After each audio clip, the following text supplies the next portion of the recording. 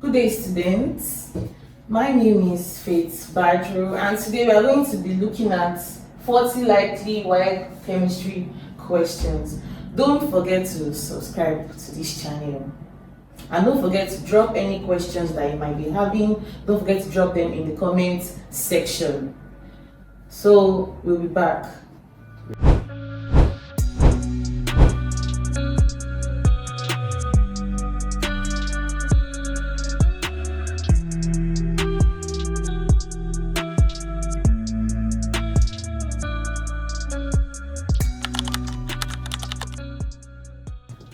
Welcome back. So we're going to be looking at 40 likely WAEC chemistry questions, and make sure you get your writing materials, your book, your biros, your calculators, and other things that you might be needing for this class.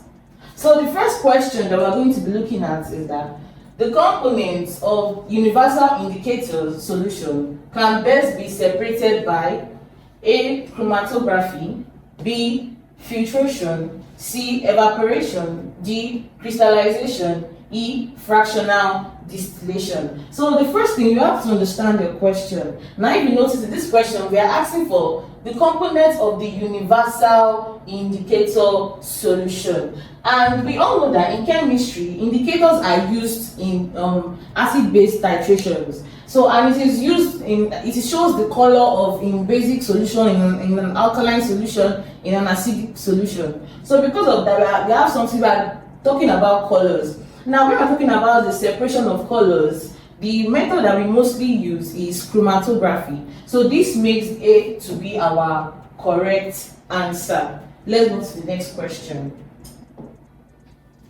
Okay, number 2. The number of replaceable hydrogen atoms in one acid indicates its what?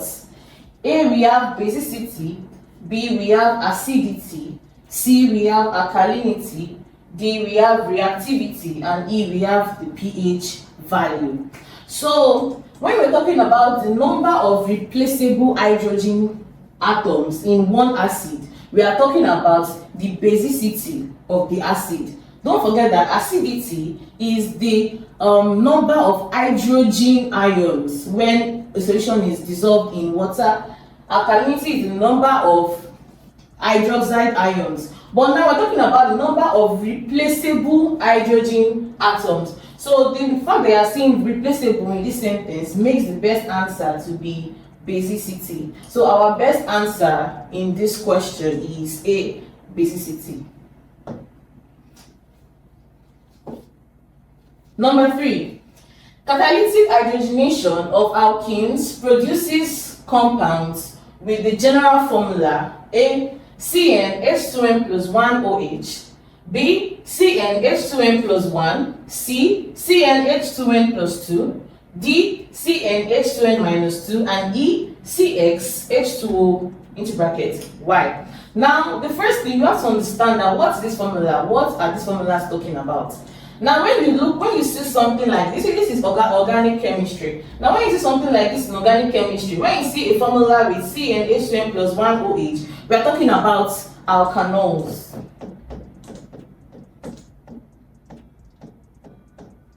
So that's the functional group of alkanols. Now, if you see CnH2n plus 1, we are talking about alkyls. Now, if you see a formula CnH2n plus 2, we're talking about the alkane family. Now, if you see CnH2n plus 2, we are talking about the alkynes. And this formula does not belong to any of these formulas. So, first, let us scrap this option out. So, the catalytic hydrogenation of alkenes produces compounds with the general formula of what? Now, catalytic hydrogenation is just like we're talking about the addition of hydrogen atoms to an alkene. What is it going to give us? So, our answer here is going to be alkane. So, you have to understand the formula before you can even know the answer. Let's move to the next question. So, number 4. A measure of the degree of disorder in a chemical system is known as A. Enthalpy, B. Free energy, C. Activation energy, D. Entropy, and E. Get the cheapest science materials from allschoollabs.com. Equilibrium. Now, enthalpy is heat change.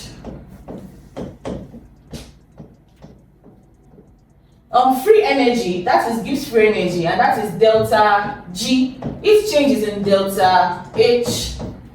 Activation energy, we're not talking about energy, we're talking about the disorder of this, the degree of disorderliness in a system. So we know that our answer cannot be activation energy. So entropy and equilibrium. So the final answer is going to be entropy, because entropy is the degree of disorderliness in a chemical system, and it is denoted by delta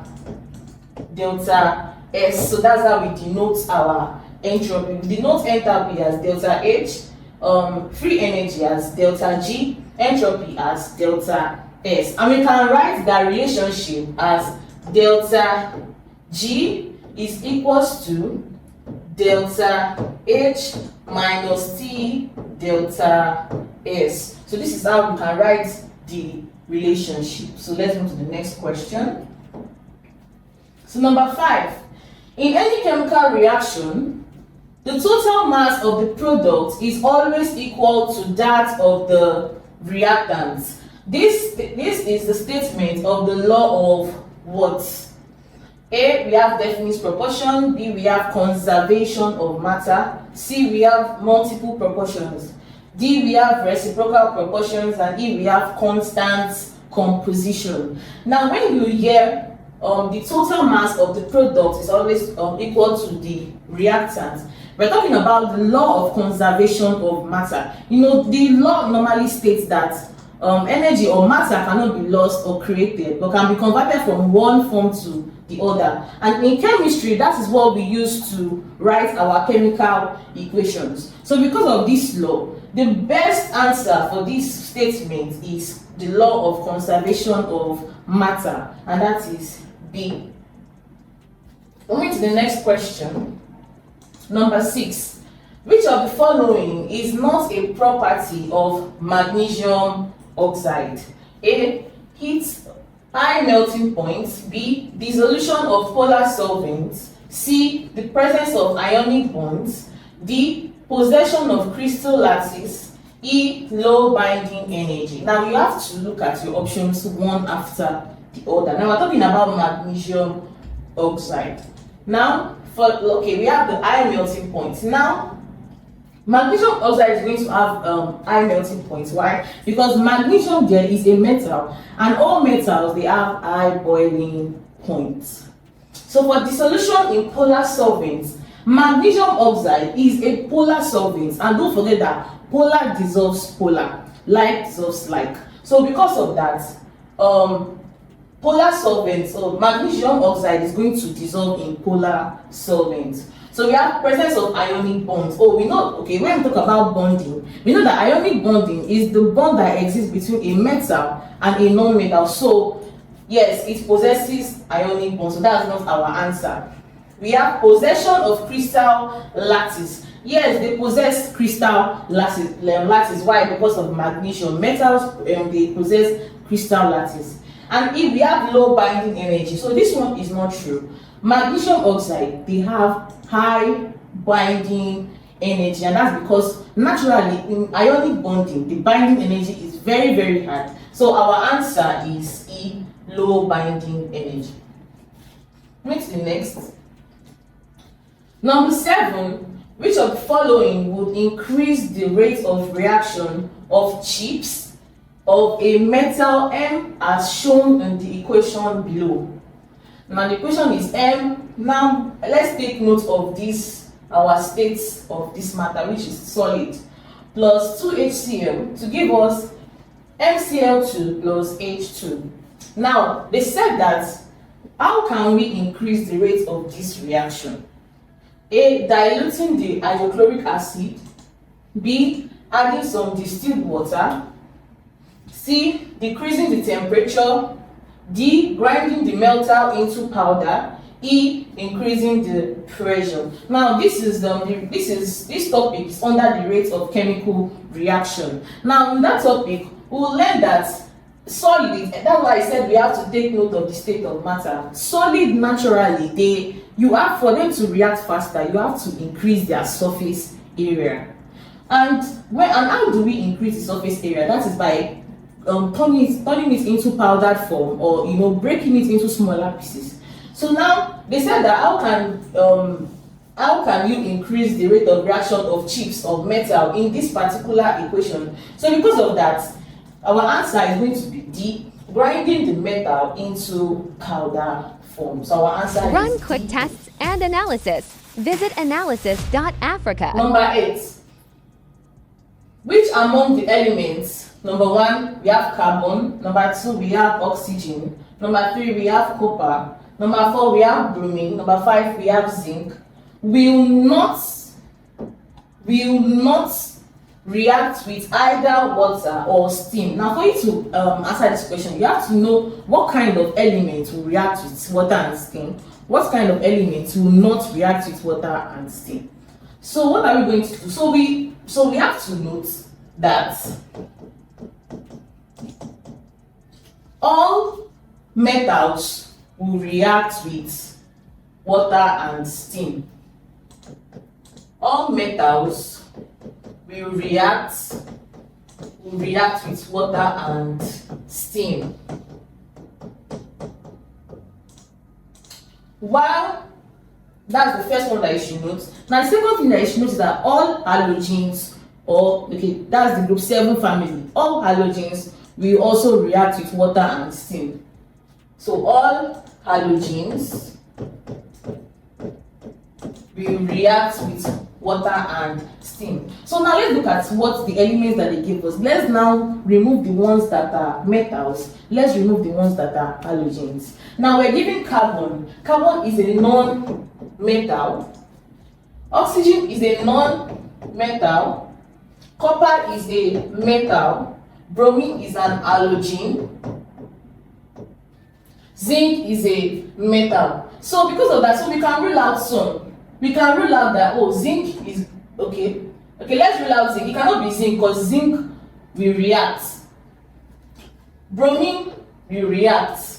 Copper will react. Now we are left with the non-metals. We are left with carbon and oxygen. So because of this, our best answer is carbon and oxygen. So that is A, 1 and 2, and that option is A. Number 9. The number of atoms in 1.2 grams of carbon 12 isotope is what? Now we want to calculate the number of atoms. So bring out your calculator. Let us solve this question. Okay, so the formula that we're going to be using is number of moles is equals to the number of atoms all over the Avogadro's number. And in this question, the Avogadro's number is, we all know that our Avogadro's number to be 6.03 times 10 raised to the power 23. Now for us to get our number of moles, so we have gotten our Avogadro's number. Now we are looking for the number of atoms. Now to get our number of moles, what are we going to do? To get our number of, recall that mole is equals to what? Mass all over molar mass. So now that we have said that, we have remembered that mole is equals to mass over molar mass. So maybe we can solve this now, because don't forget that we're giving it in grams. We're not giving this mole in our answer, in our question, but we want to get for the number of atoms. So the way we can solve this question is that we want to first now look for this mole. We want to look for the moles first because we're giving it in grams. We want to get this now. So what we're going to do, we are giving mass.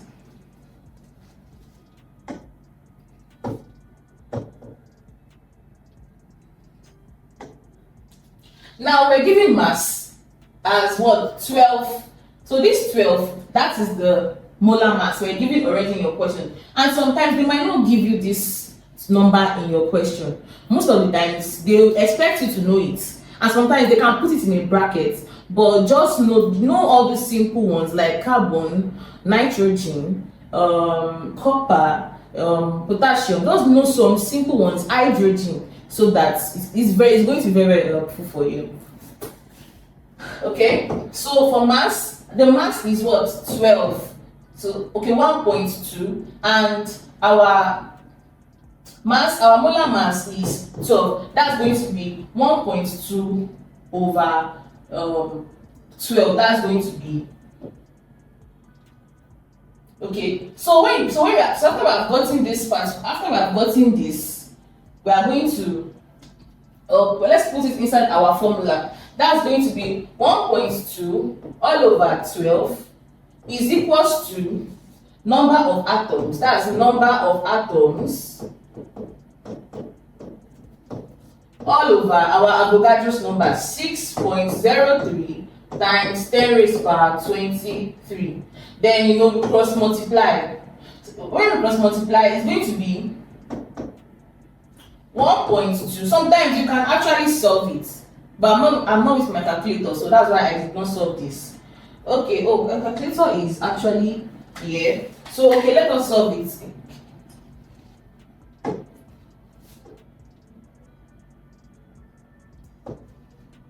So 1.2 divided by 12, that's going to give us 0.1.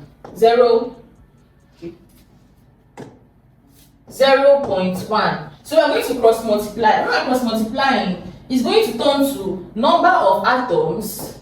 Number of atoms is equals to 0.1 times 6.03 times 10 raised to power 23. So our answer is going to be 6.03 times 10 raised to power 400,000 cheap medicines, cosmetics, and analytical supplies. Everything in one big place. allschoollabs.com. 22. When you press your calculator, you are going to get this answer. 6.03 times 10 raised to power 22. So our answer is 6.02 times 10 raised to power 22. That is option B. So number 10, tetraoxosulfate 6 acid is described as a strong acid because it is highly what? Now, A, corrosive, B, concentrated, C, reactive, D, soluble in water, E, ionized in water. So you have to know the definition of strong acid before you can even try to answer this question. Now, the difference between, don't forget that acids can be classified into two, which are the weak acid, the weak and the strong. So the weak acids, they ionize partially in water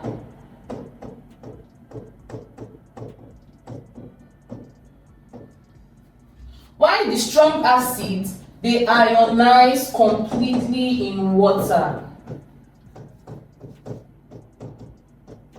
So because of this, we have corrosive, concentrated, reactive, soluble in water, E, ionized in water, because they are highly ionized in water. So that's why I said you have to know your definitions so that it will be so easy for you. Now the best answer for this question is ionized in water.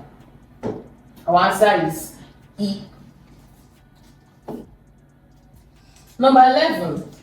The following will decolorize acidified potassium tetraoxomanganate 7 solution, except we have sulfur, 6 oxide, we have both 3 in, we have pentane, we have hydrogen sulfide, and we have propane. Now we have to know that what kind of compounds will decolorize acidified KMNO4.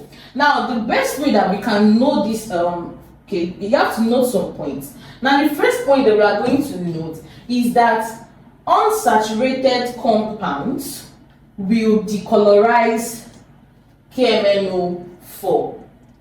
Unsaturated compounds will decolorize KMNO4. Yes. So the second thing that we are going to note is that all compounds that are oxidizing agents, will also decolorize KMNO4. So all oxidizing agents will decolorize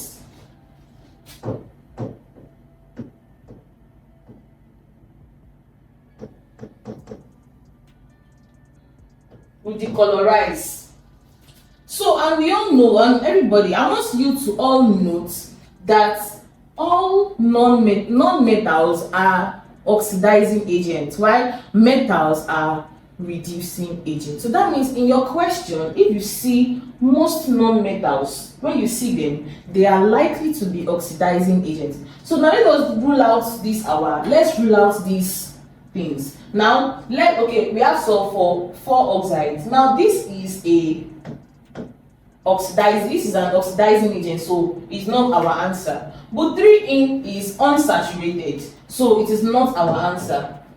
Pentane is saturated, so it is likely to be our answer. Hydrogen sulfide is also an oxidizing agent, so it is not our answer. Propane is an unsaturated compound, it is not our answer. So because of this, our answer is C, pentane. Why? Because it is saturated. And because saturated, KMNO4 will not decolorize. It's not going to decolorize KMNO4. So number 12, polyatomicity is illustrated by molecules of A, sulfur, B, carbon 4 oxide, C, noble gases, D, liquefied oxygen, and E, liquefied nitrogen. So our answer, we have to understand what is the word polyatomicity. What is this polyatomicity?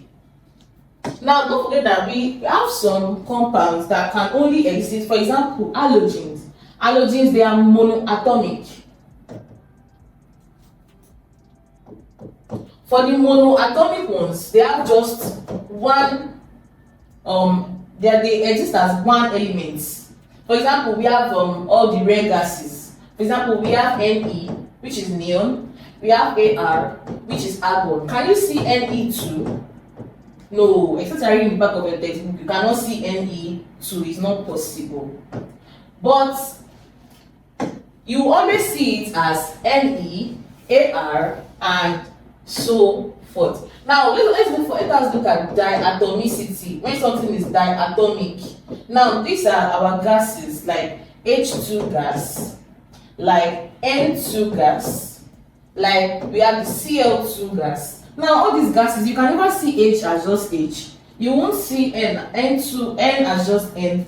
You will see it as N2. So because of that, we can see that it is diatomic. So we want to look for the one that is polyatomic, and polyatomic gases are the ones that have more than 3, they have more than three of its atoms. So because of that, let's look at sulfur. Okay, sulfur can exist as S8. Carbon 4 oxide, that's CO2. In fact, we're not looking at this because it's a compound, it's not an atom. Noble gases, they exist as just, for example, we have Ne, they exist as monoatoms.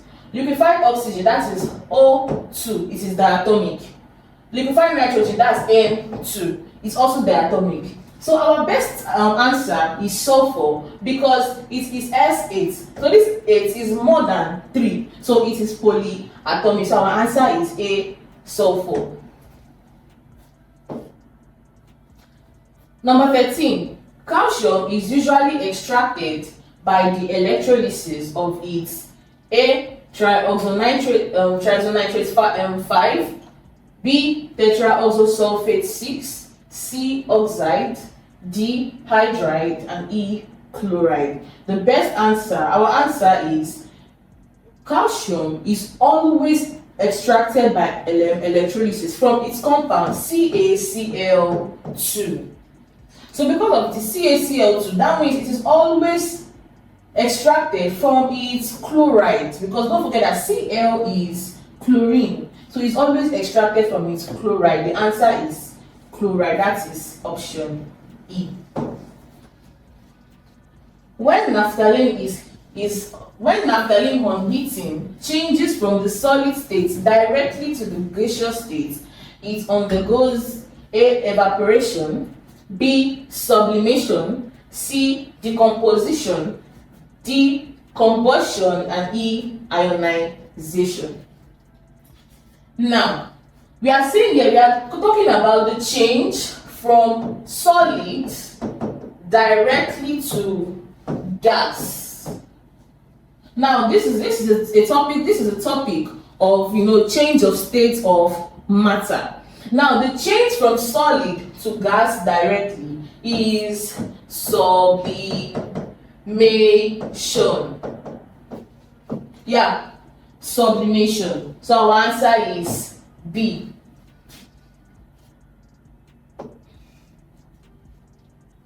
Number 15. Which of the following occurs when an aqueous solution of sodium hydroxide is electrolyzed using graphite electrodes? Now, A, we have sodium metal is produced at the anode. B, we have sodium amalgam is formed at the cathode. C, we have oxygen gas is produced at the anode. D, we have the graphite anode dissolves. And if we have the resulting solution becomes acidic. Now, I want you all to run credible medical tests and chemical analysis here, from malaria to HIV tests. Know that when sodium hydroxide, which is NaOH, when NaOH goes through electrolysis using graphite as the electrodes, oxygen gas will always be produced at the anode. So in NaOH, the anode is going to be what? Oxygen gas. Note this. Next question. If the volume of a given mass of a gas at 0 degrees Celsius is 27.3 centimeter cube, what will be the volume of the gas at 10 degrees Celsius? Pressure remaining constant. So this is a law. We are in gas law. We have Boyle's law, we have Charles' law, we have Gay-Lussac's law. We have different kinds of gas laws. Now, from this particular question, we can deduce the gas law that it's coming from, and we have to deduce from the parameters that were being given from in the question. Now, we're giving volume, because why? Volume is in centimeter cubes. We're giving volume, we're giving temperature. So we can say that this is Charles' law. And what does Charles' law state? Say that the volume of a given mass of a gas is directly proportional to the temperature. So the formula we're going to be using is V1 all over T1 is equals to V2 all over T2. Now, when you see a question like this, the first thing that you should do is to itemize the parameters. It makes your solving easy. Now, from the question, we have to check, which one is the V1? And I always advise my students that the V1, we can always get it from the first sentence of the question.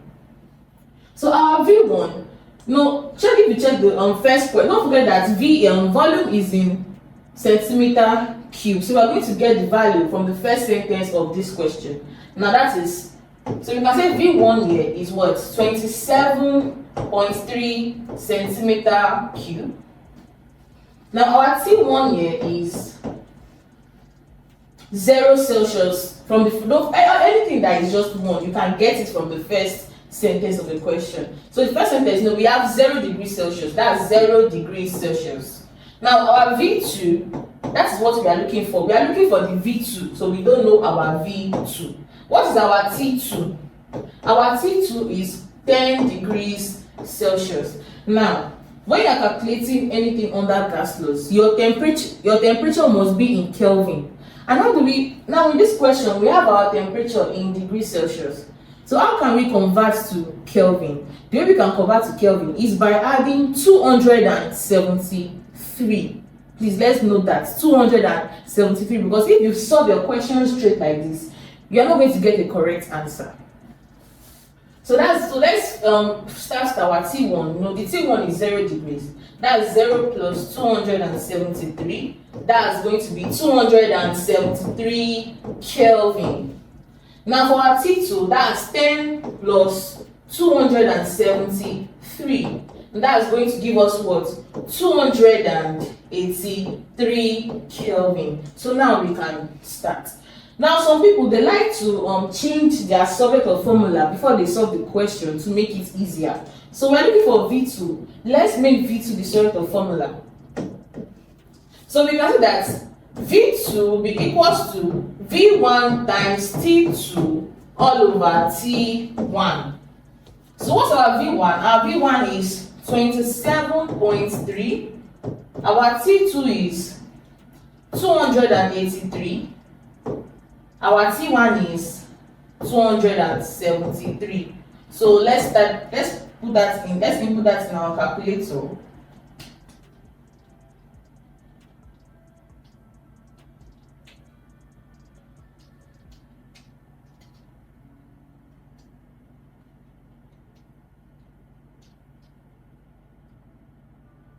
Yes, I hope you have all gotten your answers. So our answer is 28.3 centimeter cube. Don't forget your units in case it is a theory question. Don't forget your units. So our answer is 28.3 centimeter cube, and that is the B option. Let's go to the next question. Number 17. Glucose can be obtained from starch by A.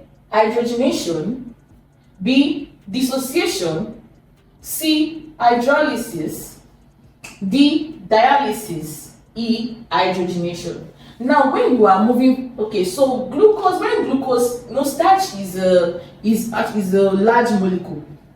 So when you are breaking down in chemistry, when you are breaking down a large molecule into smaller molecules, the process is called hydrolysis. It's called hydrolysis. Now, starch is, so that means that from starch you want to derive simpler ones like glucose, fructose, and so on and so forth. The process is called hydrolysis. So our answer is C. How many faradays of electricity are required to liberate 9 grams aluminium?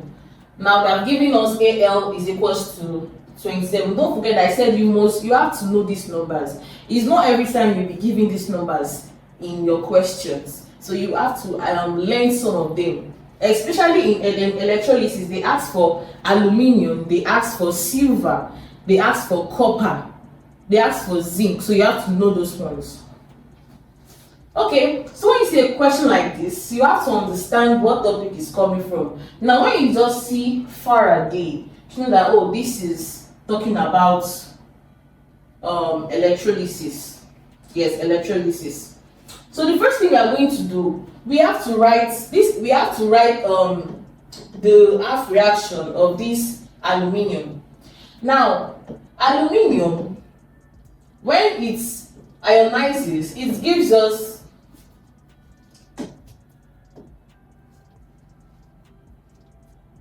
okay.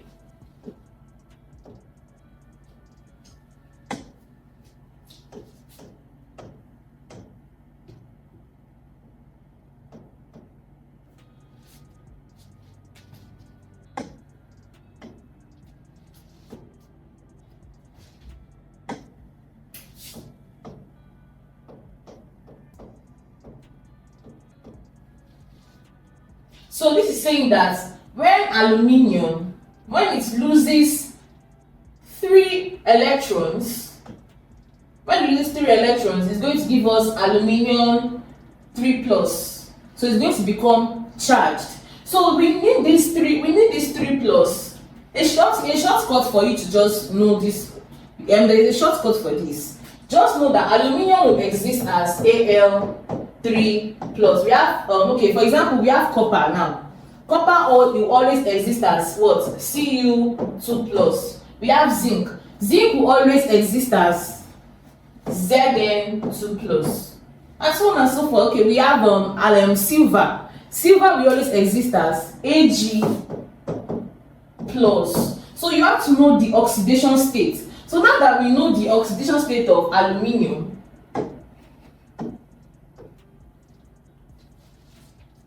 to be Ag3 plus, to be plus 3,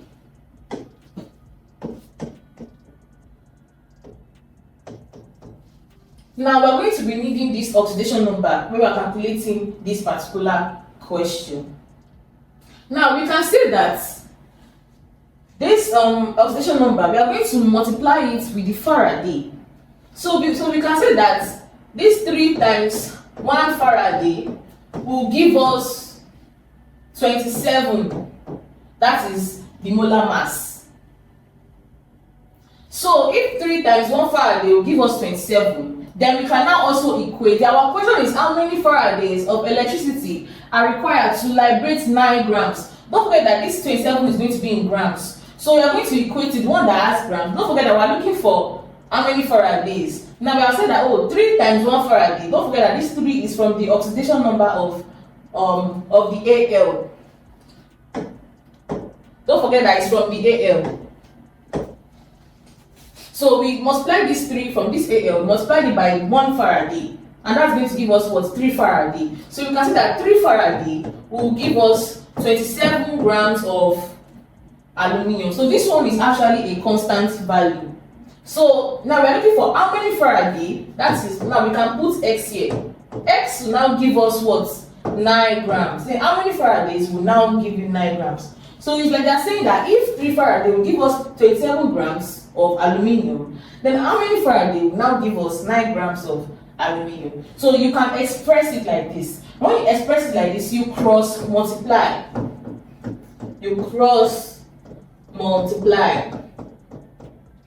Now that's going to be, so our X, when we cross multiply, our X is going to be 3 times 9 all over 27. And now that's, so let's, if we calculate it, it's going to give us 1.0 or just 1. So it's going to be 1 Faraday. So our answer is C, 1.0.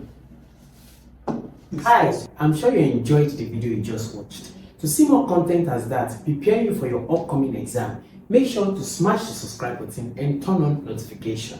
Also, remember that you can use the comment section to send us your questions or your inquiries, and we are happy to take them. I'll see you in the next video. Bye.